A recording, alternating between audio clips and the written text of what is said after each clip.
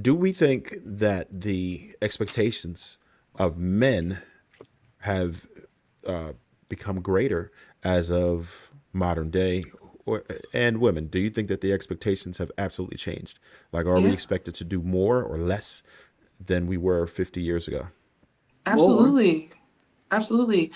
In order, okay, so for millennials and Gen Z to have the same buying power as like a 20-year-old in the 70s, our minimum wage would have to be, our federal minimum wage would have to be $66 an hour, but it's still 750. So everything is expected more. We're still being sold this white picket fence dream. The man goes out, the man is the ideal way, right, in America is the man's supposed to go out and protect and provide, the woman stay home and be the homemaker. But when you look at the numbers, that's not what's happening in large. What's happening in large is most homes are dual income. What's happening in large is most Americans are making $40,000 a year. So unless you live in buttfuck nowhere, Idaho, you're not gonna live a substantial life. Maybe you can go to Disney World every 2 years, but you're not going anywhere. You're not going to do anything because you do not have the money to do so. So when we place these expectations on people and say, okay, a woman, what you need to do is you need to have a child. And as a man, you need to protect and provide. But a man says, okay, well, I mean, I can protect maybe, but I'm 5'4" and I'm 109 pounds. Will I find a suitable wife? Why am I automatically discounted for masculinity for that? Or a man that, for whatever reason, is disabled in a wheelchair, he can't protect in the traditional way. Is he automatically discounted from masculinity because he can't protect? Or a man that can't provide, he didn't have the opportunity to go to college, so now he can't provide in the traditional sense. So yeah, there's a lot more expected from us, and I think millennials and Gen Z are doing an amazing job, especially compared to Gen X and baby boomers. The numbers say like Gen Z is the most sexless generation. Our birth rates are declining. For the first time in American history, more women in their 40s are having babies than teenagers.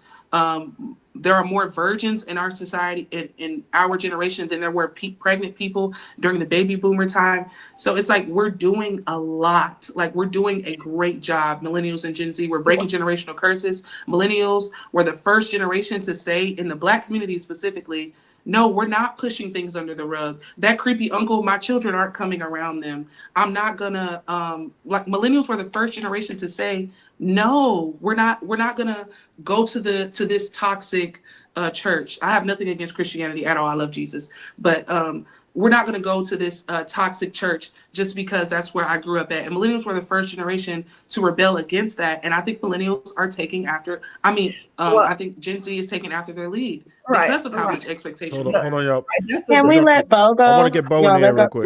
let Bo go first.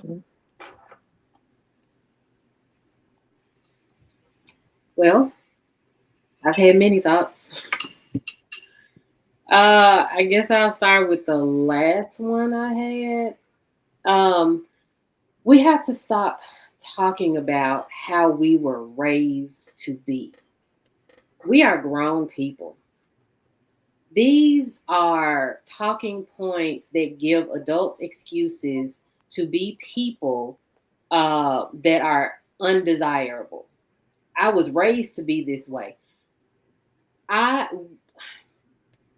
personally, and no one that I know, and no one that I've come across, no one was raised to think that they don't need a man. We were raised to know that we may not be able to rely on a man. That man may not come along, and you have to be prepared to live life safely and securely, and you need to be able to provide that for yourself. However, even if there are women that were raised to not need a man, you don't need a man, you need to do this and you need to do that for yourself, forget a man. Even if we are all grown, fully grown adults, and we can make our own minds up about what we need, just like whatever men were raised to think about women. We are all grown adults. And it is harmful and counterproductive for you to set your mind on what someone told you and not grow up and take the information that is useful in your life and learn different information that helps you live a different life. Because I always looked at the people, the women around me who were single, and I heard what they were teaching me. I desired something different than they did because they chose to be single. They were happy single. And so I took what I needed from those women. I wanted something different. I wanted to be married. I wanted a man. So I took what those women taught me and I applied what I needed to my life.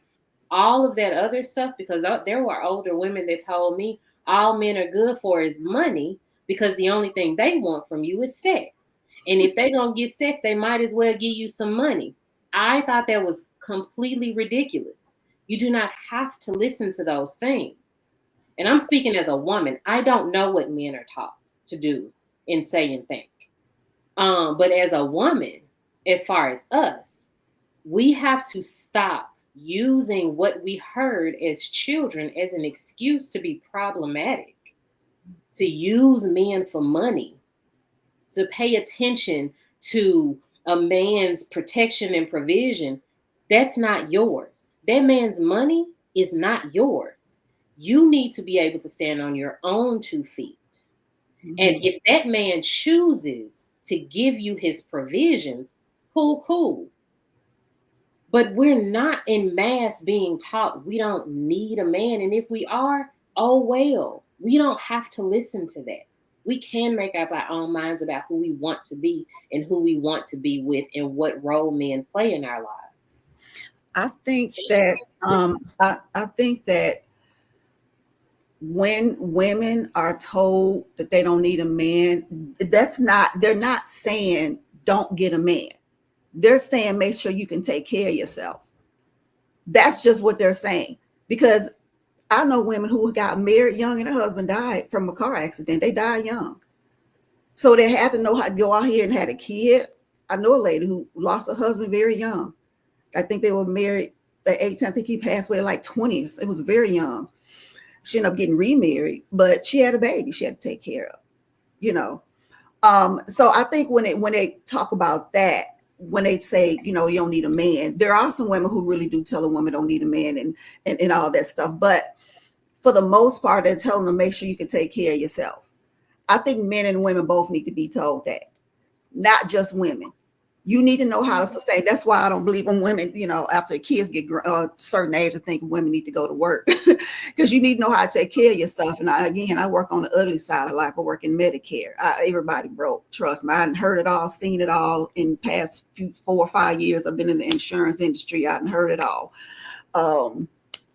And I can tell you both need to work and contribute to the household.